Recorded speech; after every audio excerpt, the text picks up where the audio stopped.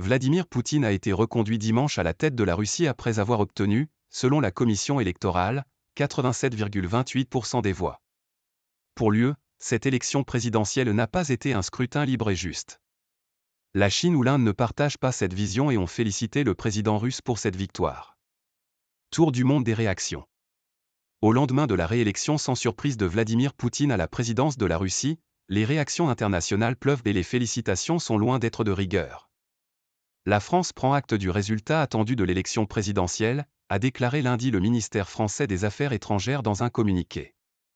Le processus électoral en Russie s'est déroulé dans le contexte d'une répression accrue à l'encontre de la société civile et de toute forme d'opposition au régime, de restrictions toujours plus fortes à la liberté d'expression et de l'interdiction de fonctionnement des médias indépendants.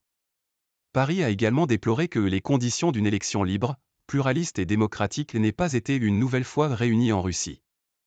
Le Quai d'Orsay a en outre salué le courage des nombreux citoyens russes ayant manifesté pacifiquement leur opposition à cette atteinte à leurs droits politiques fondamentaux. Union européenne.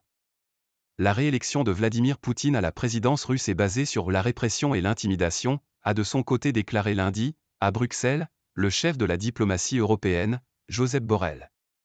L'élection présidentielle n'a pas été un scrutin libre et juste, elle a été basée sur la répression et l'intimidation, a-t-il encore souligné, peu avant une réunion des ministres des Affaires étrangères de l'Union européenne. Ukraine.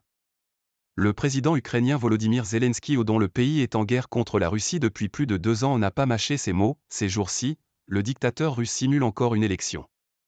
Il est évident pour chacun dans le monde que ce personnage, comme cela s'est déjà souvent produit à travers l'histoire, est ivre de pouvoir et fait tout pour gouverner éternellement. Il n'y a aucune légitimité dans ce simulacre d'élection et il ne peut y en avoir. Cette personne devrait être en procès à la siège de la Cour pénale internationale, note de la rédaction. C'est ce dont nous devons nous assurer. Allemagne. L'élection en Russie a été une élection sans choix, a estimé lundi la ministre allemande des Affaires étrangères, Annalena Baerbock, avant une réunion avec ses homologues de l'Union européenne à Bruxelles.